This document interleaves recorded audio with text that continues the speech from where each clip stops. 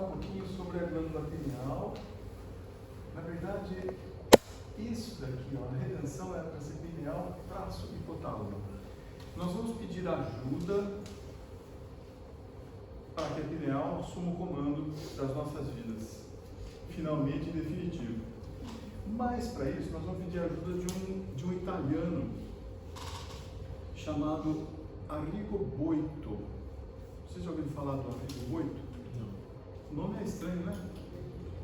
Arrigo Boito foi um compositor italiano que fez poucos trabalhos complexos, mas um dos trabalhos dele, que teve a sua estreia em 1868, obviamente a estreia foi um fracasso, porque era complexo demais para compreender aquilo. A peça, a ópera que ele musicou, ela nos fala de uma batalha do bem contra o mal. E olha que interessante, onde que a pineal vai facilitar para nós a tarefa da batalha do bem contra o mal. Vamos lá. Vamos imaginar uma história. Então, vocês estão vendo aqui a sombra que sobe ao céu? Onde é isso? Grão-Pará, muito bem. E falou Grão-Pará, acertou. Onde fica Grão-Pará? Grão-Pará é a parte baixa de Urubici, vocês já ouviram falar? Urubici é muito bem. Vamos ver se vai. O seu que os Cíntias. Tá bom. Então nós vamos pegar uma história da luta do bem contra o mal, que na verdade acontece em todos nós. Tá bom? Nós vamos imaginar uma cena em que Deus e um ser maligno, que nós vamos chamar de Mefistófeles, tá? Essa história ela é baseada na briga entre Lúcifer e os céus. Essa é uma lenda que se passa lá na região da Campânia, na Itália, em Nápoles. Hoje Nápoles seria o inferno na Terra. Mas em Nápoles, ali no Golfo de Nápoles, se dá uma batalha em que Deus expulsa Lúcifer, e Lúcifer, com muita raiva, resolve cuspir fogo, então produz o que se chama do vulcão Vesúvio. Tá? Então é mais ou menos essa história. Deus e Mefistófeles dialogam sobre a alma humana. E Mefistófeles diz a Deus que consegue tomar qualquer alma humana. Então Deus fala para ele assim: você tem a escolha. Se você quiser dominar uma alma humana, é a sua escolha. Então saia dos céus e vá domar as almas humanas. Nesse momento, um coro de anjos canta uma pequena área que é o fim da história. E nesse fim da história, os anjos cantam a seguinte frase: salve Regina, o homem justo se eleva a Deus. Esse é o coro dos anjos. E nesse momento, Mefistófeles, ou o demônio, ou o diabo, ou aquilo que existe das nossas sombras, sai dos céus e assovia e zomba de Deus através, numa orquestra, dos sons dos metais. Então os metais começam a fazer acordes picados, sempre nesse tempo. Pam, pam, pam, pam, pam, pam, que é uma forma de zombaria na estrutura musical. Então o zombado fica fazendo pam, pam, pam. Então no começo dessa conversa aqui entre Deus e Mefistófeles, acontecem esses acordes como uma zombaria, enquanto um coro de anjos canta salve Regina, o homem justo se eleva a Deus. Salve Regina, e l'uomo giusto si eleva a Dio. Então ele propõe testar uma alma que Deus considerava boa, Fausto. Do ponto de vista material, literário, a obra se embasa na peça Dr. Fausto, de Goethe. Tá?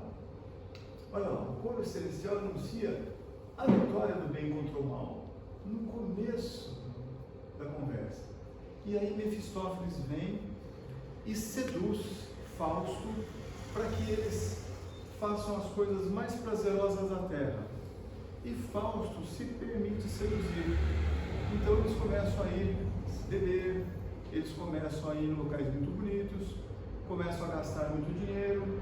Mefistófeles providencia todos os desejos que Fausto poderia ter.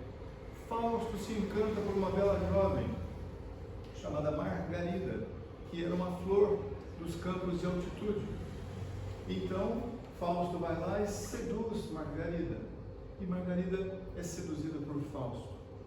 Depois eles resolvem que tem que ter outros prazeres e abandonam Margarida, que depois vem a ser acusada de um crime injustamente, e ela acaba morrendo nas masmorras. E Mefistófeles, com um ato de crueldade, leva Fausto para assistir à morte de Margarida sem poder fazer nada. E ali se inicia uma mudança de visão de Fausto, onde ele passa a introduzir na sua vida diária uma pequena partícula chamada culpa. E através da culpa, Fausto começa a perceber que talvez ele não tenha tido a oportunidade de ser justo.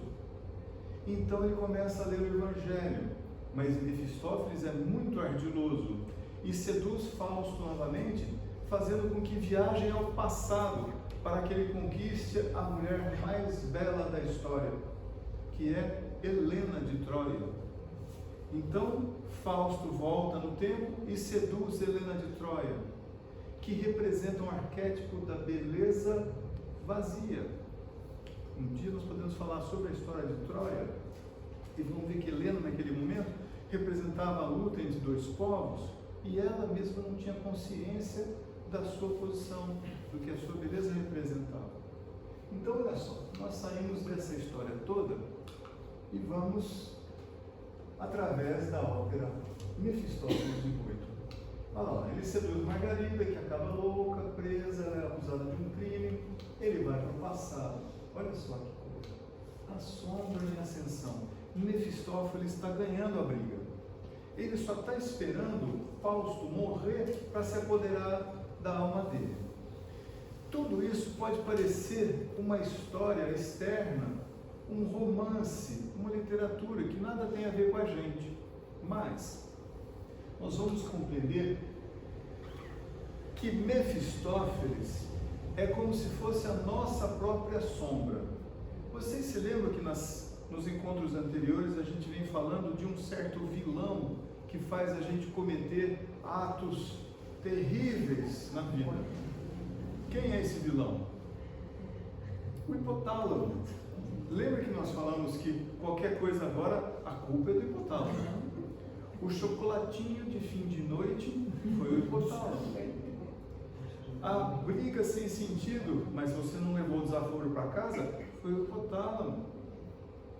As noites mal dormidas, maratonando séries, que hoje em dia é um trem bem comum, foi o hipotálamo. E lembram que nós estudamos que o hipotálamo pode receber influências positivas ou não positivas da glândula pineal e dos estímulos magnéticos que a gente recebe dos planos sutis. Então eu tenho como interferir de cima para baixo, através da glândula pineal, nos meus comportamentos psicobiológicos. E tenho como interferir de baixo para cima, como nós vimos através, por exemplo, da meditação, em que eu provoco um ambiente com uma egrégora saudável, equilibrado, forçando o meu hipotálamo a diminuir a sua capacidade de interferência na minha vida cotidiana. Lembram disso? Hoje nós vamos usar outro recurso, a música. Nós vamos ver no exemplo do Arrigo Boito como nós podemos fazer uma conversa entre o nosso vilão, hipotálamo, e o nosso herói, que não é pineal. O nosso herói é o córtex pré-frontal. É essa região anterior do cérebro que me diz se eu devo ou não devo fazer alguma coisa.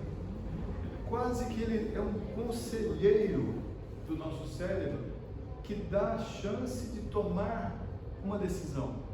É que a gente, muito à mercê do hipotálamo, de Mefistófeles, a gente vai em busca das coisas prazerosas. A gente vai transgredindo leis naturais e vai arrumando sarna ou karma para resolver mais para frente. Tá claro? Eu não sei se vocês já tiveram essa experiência na vida, mas eu tenho consciência das bobagens, pelo menos algumas delas. Mas o hipotálamo está sempre presente. Não adianta você querer matar o seu hipotálamo, porque se você matar o hipotálamo, você vai junto. Ele está uma parte importante do cérebro. Não dá para anular o hipotálamo. E na obra de Arrigo Boito, a ideia não é matar o demônio, não é sufocá-lo, mas é integrá-lo como parte da nossa espiritualidade. Você não vai ser você sem a sua sombra. Não tem condição. Se nós vivemos em um mundo dual, para existir a sombra é necessária a luz e um obstáculo. Com a luz e um obstáculo eu tenho a sombra. Eu percebo a sombra. Então os obstáculos que nós temos na vida diante de nós têm a oportunidade de nos mostrar a nossa própria sombra. Tem a oportunidade de nos mostrar o nosso hipotálamo. Tem a chance de desvelar para a gente Mefistófeles. Ao longo disso, no finalzinho, Fausto está velho, ele percebe através da linguagem do Evangelho a necessidade de fazer o bem. Ele não percebe que o bem vai redimi-lo. Ele percebe que é necessário fazer o bem. E é aí que entra a glândula pineal, porque através dela, os estímulos magnéticos dos planos sutis fazem a gente perceber a necessidade da caridade, a necessidade de praticar o bem. Independente se aquilo vai trazer para nós paz, sossego. Deus vai falar assim, a gente foi um bom menino, então a partir de agora a gente está salvo. Porque a ansiedade de salvação é um sintoma humano. É natural do ser humano o desejo e a necessidade de ser salvo. E a gente parece que luta a vida inteira com esse objetivo. E nessa peça de Arrigo Boito nós temos uma chance de perceber, através da música, que dá para a gente se redimir. Olha só, Mefistófeles, no finalzinho da peça, está esperando pela alma de Fausto. Esse foi o pacto com Deus. Ele ia seduzir Fausto, provar a Deus que ele era capaz de dominar uma alma humana e quando Fausto morresse, ele seria dono daquela alma, certo? O que ele não contava, e ele não percebeu, lembra que eu falei lá no começo que o coro de anjos cantava o fim da história, a vitória do bem sobre o mal? Os anjos já cantavam, salve, Rabi. O homem justo chega aos céus. Mefistófeles, na sua ansiedade cega, não percebe que os anjos já cantavam essa vitória e está só aguardando Fausto morrer. No momento da morte, Fausto é salvo pela sua intenção. Intenção. Sabe aquela história de que ao lado de Jesus na crucificação tinham dois ladrões? Um deles terá direito ao reino dos céus porque se arrepende. A culpa aqui e o arrependimento são ferramentas que a espiritualidade dispõe para nos fazer enxergar que algo precisa ser modificado. E nós vamos ver isso na música. Olha que importante. Lembra-se que eu falei que a pineal pode ser sensibilizada pela claridade, pela quantidade de luz, por estímulos magnéticos e pelo som. Já tratamos disso, né? Então nós vamos ver como que isso acontece. Vamos lá. O nosso Mefistófeles faz impulsos primários, sexo, fome, agressividade, sono.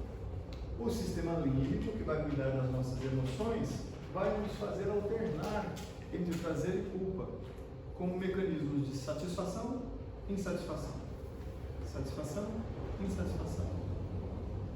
o córtex pré-frontal é a nossa fé raciocinada, aquilo que é um dos pilares do próprio espiritismo, tá bom? Quem pode coordenar isso? Pode coordenar a pineal. Dependendo da frequência com a qual eu estou sintonizado, eu vou ter um tipo de estímulo da pineal sobre o hipotálamo, de fazê-lo com mais intensidade ou de aquietá-lo. Tá? E através da música nós vamos ver esse exemplo. Eu vou passar para vocês um trecho final dessa ópera. Espero que dê vontade de vocês de assisti-la inteira, porque é realmente muito bonita. E ela trata disso, da luta entre a nossa sombra, nosso hipotálamo, nosso Mefistófeles, e o nosso ego. Só que o nosso ego precisa morrer para ascender. Fausto morre no final. Mas diferentemente da maioria das óperas em que a gente tem tragédias verdadeiras, ou a gente tem comédias, aqui a gente tem um momento de glória no final. Quer ver que interessante? Deixa eu ver se... Fausto morre e se redime, mas ele carrega Mefistófeles com ele. Eu estou carregando a minha sombra junto comigo. Eu vou integrar a sombra e o ego. A partir dali, eu tenho uma chance de ascender. Está claro até aqui? Nós vamos ver como isso acontece na música, nessa obra. Aqui que entra o segredo. Os metais, pelo seu som rascante, representam para nós aqui a voz de Mefistófeles. Tanto que vocês vão ver no trechinho final da ópera que mesmo próximo de morrer, Mefistófeles zomba de Deus assoviando, fazendo um som áspero que corresponde ao som dos metais. E o coro dos anjos se contrapõe a esse som dos metais. Só que no finalzinho dessa peça em especial, o coro, que são as pessoas cantando, não vão fazer a melodia como a gente está acostumado dentro de uma música. Eles vão fazer a harmonia. O coro de anjos é quem sustenta a ligação entre o céu e a terra. Enquanto os metais, que representam essa voz nossa imperfeita, rascante, áspera, dissonante, essa voz é que vai fazer a melodia, só que zombando. Lembra que eu falei? Pam, pam, pam, pam, pam. Lembre-se disso, quando a gente ouvir o finalzinho agora. Então a gente vai passar um trechinho, eu vou mostrar na partitura, para quem estuda um pouquinho de música, como que fica isso visualmente na partitura, e vou passar para vocês os 4 últimos minutos dessa peça Mefistófeles. E o que nós vamos ver nesse finalzinho? Nós vamos ver que o nosso demônio interior, nossa sombra, até o final, tenta seduzir a gente, para que a gente caia. Até o final, o orgulho, a sombra, a imperfeição, nos testa, até o final. Mas no lugar de vencermos o mal, porque derrotar o mal, impor uma derrota, é uma linguagem que o mal já pratica. Então, no lugar disso, o que nós vamos fazer? Trazer a sombra junto com a gente. Na história que eu falei para vocês no começo, na lenda de Nápoles, Lúcifer, quando é redimido, é aceito de volta no céu. Dá para imaginar uma cena como essa? O Senhor dos submundos, do mal, sendo recebido de braços abertos. E o que faz o corpo de Lúcifer começar a sofrer é uma chuva de rosas, uma chuva de pétalas, que nós vamos ver aqui. Caprichosamente, acho que é no dia de Pentecostes, se não me equivoco, que lá no Panteão, em Roma, acontece uma chuva de pétalas de rosa. Caprichosamente, por aquele buraco lá no teto do Panteão, o óculo do Panteão, que é por onde a pinha, que representava o submundo de Lúcifer, é expulso do templo quando o Panteão é dedicado a Deus. Olha como essas essas lendas vão passando de tempos em tempos e são sempre a mesma coisa. Então vamos esquecer por um instante que o mal é algo que precisa ser destruído e pensar na oportunidade, por um instante, de que o mal pode ser redimido, que nós podemos auxiliar na tarefa de Jesus aqui a levar de volta para os céus aquilo que a gente chama de mal. Olha que oportunidade. Está claro até aqui? Então vamos lá. Deixa eu ver se tem mais algum aqui. Isso, olha lá. Os metais, então, e o coro, os anjos cantando nos céus, fazendo a ligação com a terra, os metais representando as vozes inferiores, vão se integrar. Isso é um alinhamento entre o nosso sistema límbico e o córtex pré-frontal. Então, ó, a ascensão de Mefistófeles junto com o Fausto é a nossa sombra integrada. Essa é a harmonia final, coerência entre o espírito e o nosso corpo astral. E a pineal é o nosso instrumento de escolha. Então, nós vamos ouvir a música agora e vamos ver isso acontecendo. Eu posso usar a música para estimular a glândula pineal? Posso, já sabemos disso. Isso aqui é um exemplo agora, não mais da gente criar um ambiente meditativo com músicas New Age que vão preparar um ambiente com altas frequências para que a gente possa fazer mergulhar no silêncio. Agora nós vamos ver uma música que é uma tarefa. Essa música representa um trabalho que nós, enquanto encarnados, fazemos. Porque a sombra de cada um de nós, quando a gente junta, a gente tem capacidade de fazer um mal grande. Então não vamos destruir esse mal. Nós vamos ajudar Jesus na tarefa de elevar esse mal de volta para o céu, da onde ele saiu. Tem muito mais um espírito compassivo aqui do que um espírito competitivo, porque a luta do bem contra o mal dá uma impressão de que alguém vai vencer. Quando alguém vence, alguém perde. Eu não deixei de lutar, eu mantive as energias fricativas, mantive o atrito, que em algum momento vai ser revertido, eu não saio dessa roda. Deu para entender? Então nós vamos ver agora um coro que no final só faz harmonia. É um exemplo mais raro dentro da música, em que o coro sustenta e os metais é que vão fazer o fraseado transitando por ali. Tá bom? Vocês vão ver no comecinho, então, esse videozinho que eu vou passar tem uma das atuações mais espetaculares dentro da ópera. É um barítono chamado Samuel Ramey, e a atuação dele em Mefistófeles foi talvez considerada a mais memorável de toda a história. Então vamos ver. Muito interessante, sem a gente combinar, foi falar dos mundos imperfeitos, né? Do nosso ego, né? E lembrar que a Pinha, né? Está lá no Vaticano, que fala Tá no que Jardim do Vaticano. expulso do Panteão, está no meio do Vaticano, né? Então é interessante que não importa a religião, né? As filosofias, elas falam a mesma linguagem. Essa pinha pineal que foi expulso do Panteão, ela foi cuspida para fora do Panteão, na mitologia, e ela caiu ao lado, que ali, tudo aquela região se chamava Campo de Marte, campo do deus da guerra. Ela caiu ao lado do Panteão, e nessa pracinha onde ela caiu, hoje, existia naquela época um templo romano dedicado à deusa Minerva. Hoje existe uma igreja chamada Santa Maria Sopra Minerva, Santa Maria acima de Minerva. Tá? Então, para quem conhece um pouquinho de Roma, onde tem aquele obelisco do elefante, ali é onde caiu essa mina.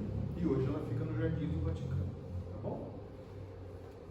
Eu queria que vocês ouvissem essa ópera, esse trechinho final, sabendo do que vai acontecer.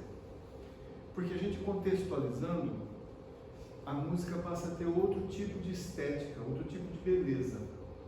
Além da parte musical, que é belíssima, além do texto, a gente compreende o que está em jogo ali, o que está acontecendo. Tá bom? Vamos ver? Acho que eu vou ficar no cantinho ali. Você consegue? Não, dá pra ir sim, dá pra ir sim. Espero que a caixinha de som... Eu vou colocar o som alto, tá? Então, se vocês não gostarem, sinto muito. Quer dizer, eu sinto não. Oi.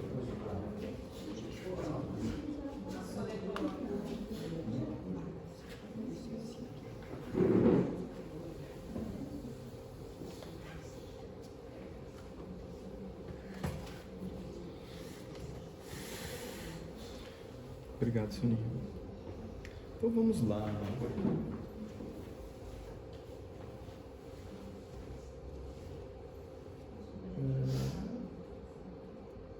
Isso. Só para vocês sintonizarem, tá? Isso aqui é que os metais vão fazendo, ó. Pam, pam, pam. Pam, pam, pam. Tá vendo isso? Colcheia pontuada, semicolcheia. Pam, pam, pam. Pam, pam, pam. Só que eu não vou fazer o fraseado com a boca porque vai perder a graça. Entendeu? Enquanto isso, o coro está terminando de cantar um salve, Regina aqui, em total esplendor. E o coro mantém, olha, mantém. Nós estamos num andamento largo aqui, bastante lento. Vamos ver o resultado musical disso. E integrando agora esse coro aqui. Vocês sempre me escutam falar de que cantar é mais importante do que ouvir música, né? Dá para entender o porquê agora. São os anjos cantando.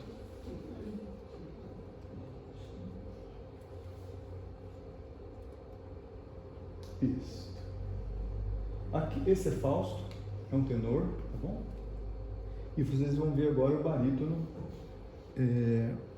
que é a nossa sombra. Eu acho que tá bom de som, vamos ver se vai dar certo isso.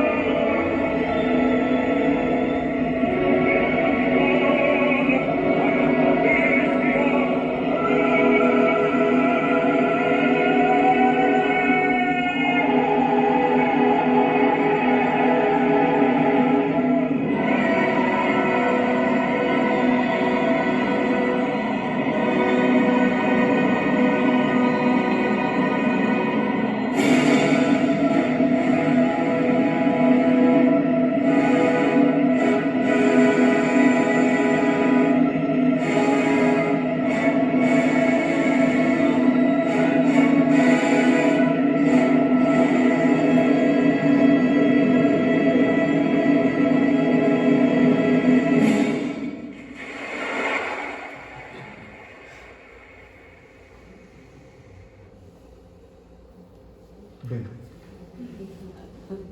fica então, eu coloquei o máximo que eu achei foi a tradução para o espanhol ali, depois eu passo para vocês também, quem quiser, a letra e tudo. Mas qual que foi a ideia? De nós olharmos um pouco mais com carinho para os nossos defeitos, para as nossas sombras, sabendo que elas fazem parte de nós. E vocês viram que através da música, isso é uma representação de algo que a gente pode construir. E a glândula pineal é quem pode fazer esse caminho. Também lembrando de Valdo. É? Ele colocava amor e devoção em tudo.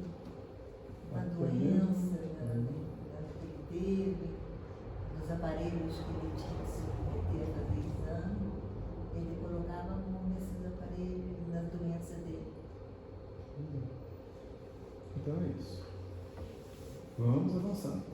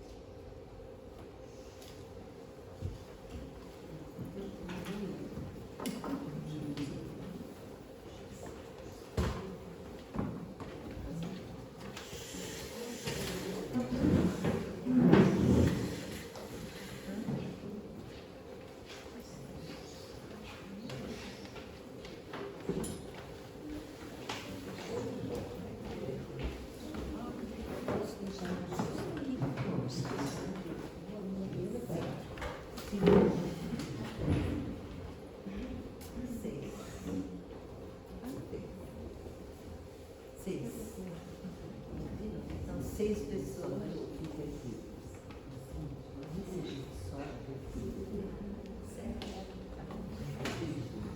6 pessoas. Deixa eu ver.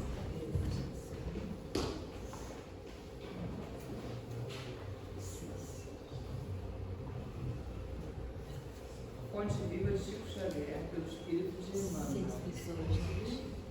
A partir do capítulo 25, aberto aqui ao caso. Nos dons do Cristo. Mas a graça foi dada a cada um de nós segundo a medida do dom de Cristo. Paulo, Efésios.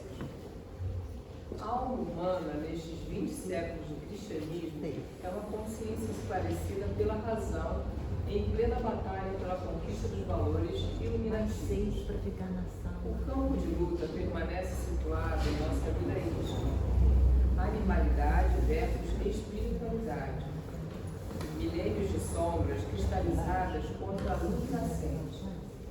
E o homem, pouco a pouco, entre as alternativas de vida e morte, renascimento no corpo e retorno à atividade espiritual, vai plasmando em si mesmo as qualidades sublimes, indispensáveis à ascensão, e que no fundo constituem as virtudes do Cristo, progressivas em cada um de nós.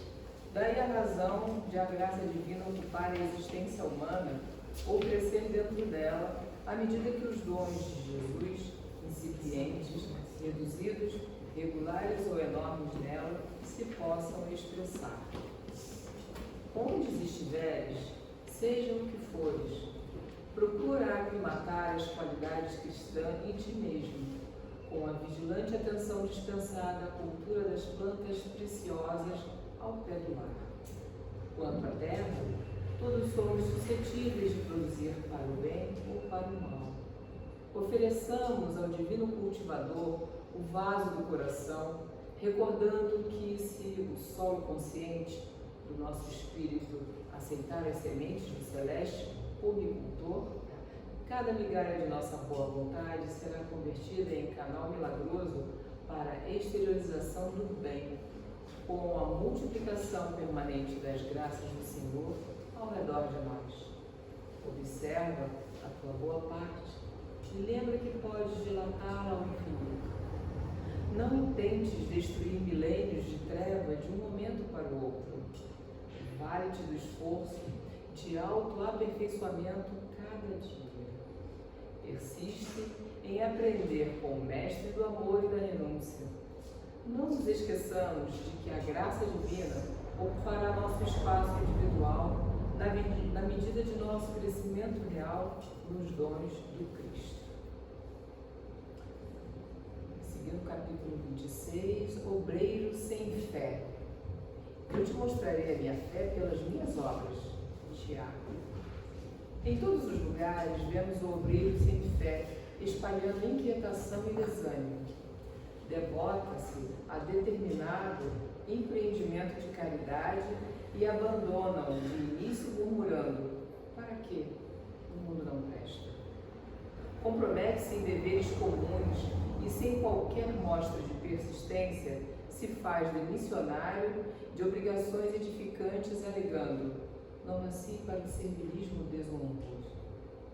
Aproxima-se da fé religiosa para desfrutar os benefícios e, entretanto, logo após, relega ao esquecimento, asseverando: tudo isto é mentira e complicação. Se convidada à posição de evidência, repete o velho estribilho: não mereço, sou indigno. Se trazida a testemunhos de humildade, afirma sob manifesta revolta: quem me ofende assim? E transita de uma situação em situação, entre a lamúria e a indisciplina, com largo tempo para sentir-se perseguido e desconsiderado. Em toda parte, é o trabalhador que não termina o serviço, porque se responsabilizou, ou o aluno que estuda continuadamente, sem jamais aprender a lição. Não te concentres na fé sem obras, que constitui embriaguez perigosa da alma. Todavia, não te consagres à ação sem fé no poder divino e em teu próprio esforço. O servidor que confia na lei da vida reconhece que todos os patrimônios e glórias do universo pertencem a Deus. Em vista disso, passa no mundo sob a luz do entusiasmo e da ação no bem incessante, completando as pequenas e grandes tarefas que lhe competem, sem enamorar-se de si mesmo na vaidade e sem escravizar-se às criações de que terá sido venturoso instrumento. Revelemos a nossa fé por intermédio de nossas obras na felicidade comum, e o Senhor conferirá à nossa vida o indefinível acréscimo de amor e sabedoria, de beleza e poder. No capítulo 27, destruição e miséria. Em seus caminhos há destruição e miséria. Paulo, em Romanos. Quando o discípulo se distancia da confiança no Mestre e se esquiva a ação nas linhas do exemplo que o seu divino ou postulado nos legou, preferindo a senda vasta da infidelidade à própria consciência, acaba sem perceber largos abismos de destruição e miséria por onde passa. Se cristaliza a mente na ociosidade, elimina o bom ânimo do coração dos trabalhadores que o cercam e estrangula as suas próprias oportunidades de servir.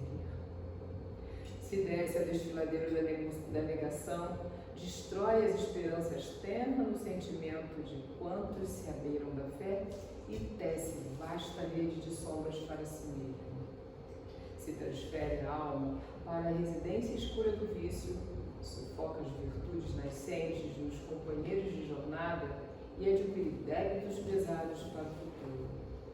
Se asila o desespero, apaga o tênue clarão da confiança na alma do próximo e chora inutilmente sob a tormenta de lágrimas destrutivas.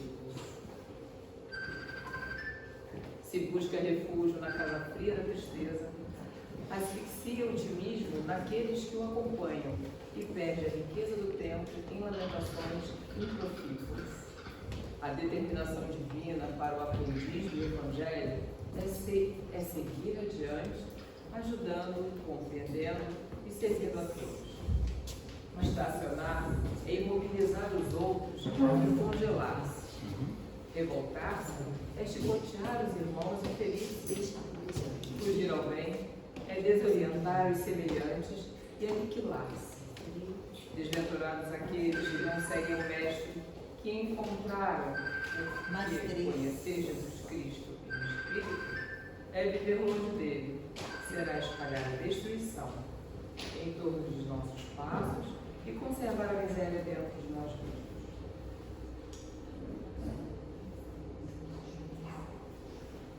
Seguindo o capítulo 28, alguma coisa. Não necessitem de médico os que estão sãos, mas sim os que estão enfermos. Mais três. Jesus e Lucas. Quem sabe ler não se esquece de amparar o que ainda não se alfabetizou. Quem dispõe de palavra esclarecida ajuda o companheiro, ensinando-lhe a ciência da frase correta e expressiva. Quem desfruta o equilíbrio orgânico não despreze a possibilidade de auxiliar o doente. Quem conseguiu acender alguma luz de fé no próprio espírito, suporte com paciência o infeliz que ainda não se abriu a mínima noção de responsabilidade perante o Senhor, auxiliando-o a desvencilhar-se das trevas. Quem possua recursos para trabalhar, não ouvide o irmão menos ajustado ao serviço, conduzindo, sempre que possível, à atividade digna. Quem estime a prática da caridade, compadeça-se das almas endurecidas, beneficiando-as com as vibrações da prece. Quem já esteja estourando a humildade, não se afaste do orgulho, conferindo-lhe, com o exemplo, os elementos indispensáveis ao reajuste. Quem seja detentor de bondade, não recuse assistência aos maus, uma vez que a maldade resulta invariavelmente da revolta ou da ignorância. Impressionante. Quem seja detentor da... isso eu até tira da bondade. Quem estiver em companhia da paz, ajude os desesperados. Quem guarde a alegria, divida a graça do contentamento com os tristes. Asseverou o Senhor que os sãos não precisam de médico, mas sim os enfermos. Lembra-te dos que transitam no mundo entre dificuldades maiores que as tuas. A vida não reclama o teu sacrifício integral em favor dos outros, mas em benefício de ti mesmo. Não desdenhes fazer alguma coisa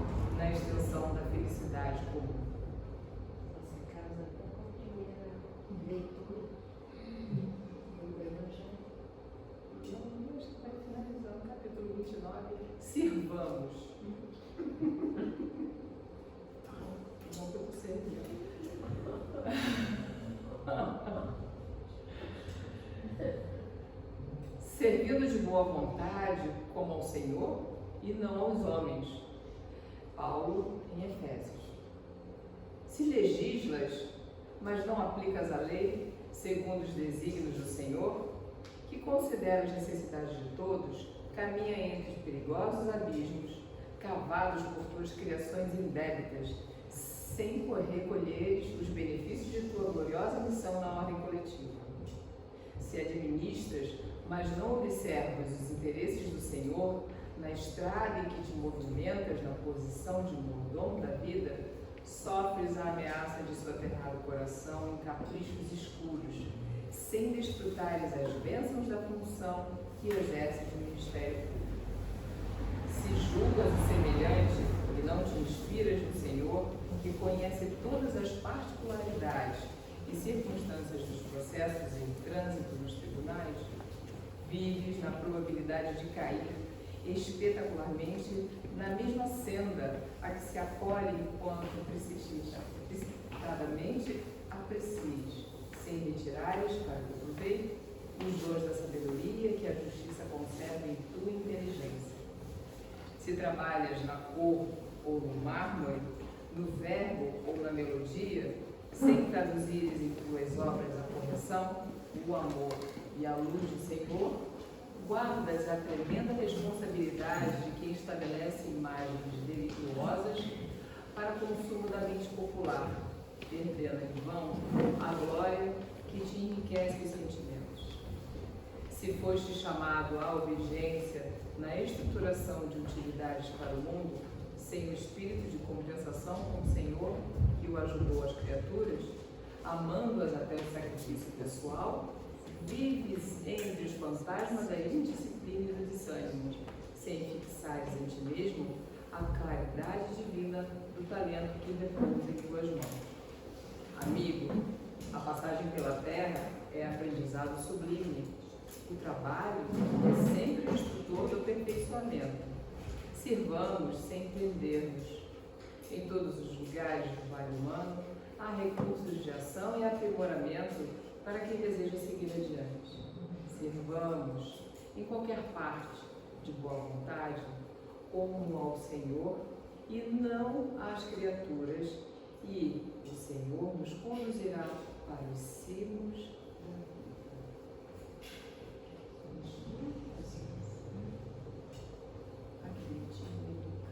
vida.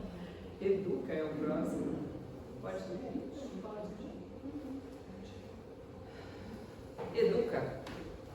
Não sabeis vós que sois o templo de Deus e que o Espírito de Deus habita em vós? Paulo, em Coríntios. Na semente minúscula reside o germe do tronco benfeitor. No coração da terra há melodias da fonte. No bloco de pedra há obras-primas de estatutária.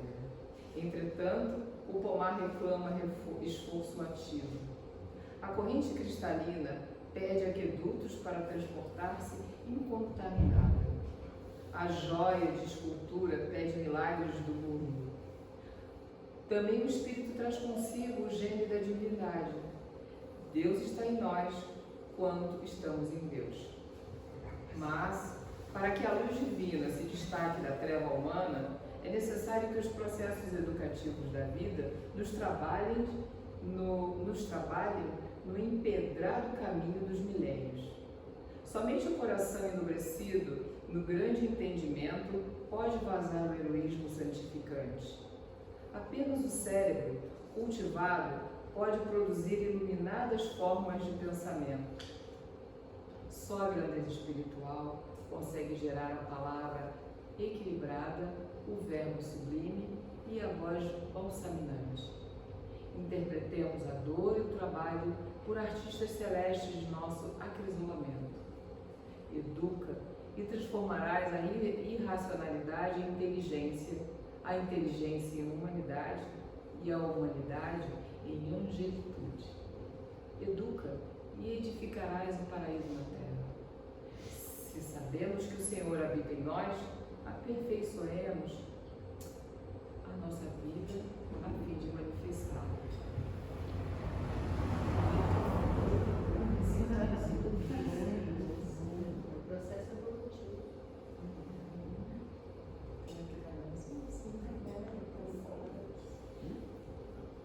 lavradores.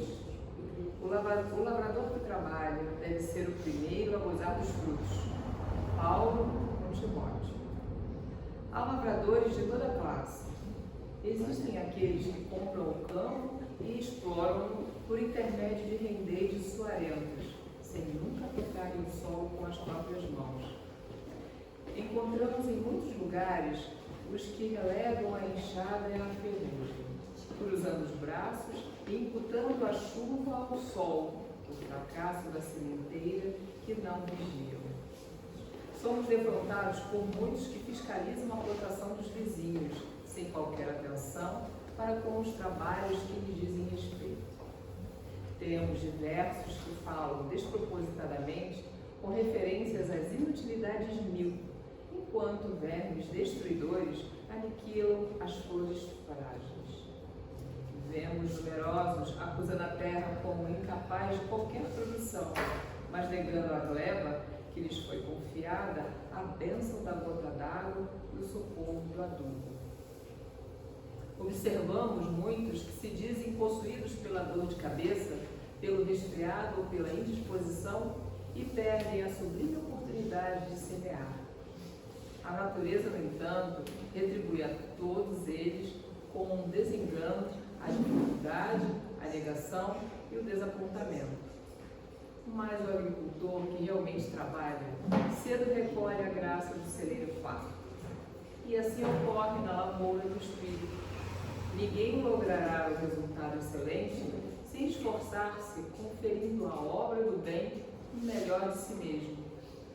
Paulo de Tarso, escrevendo numa época de senhores e escravos, de superficialidade e favoritismo, não nos diz que o semeador, distinguido por serva ou mais engenheirado, seria o legítimo detentor da colheita, mas asseverou com indiscutível acerto que o lavrador dedicado às próprias obrigações será o primeiro a beneficiar-se com as vantagens do fruto.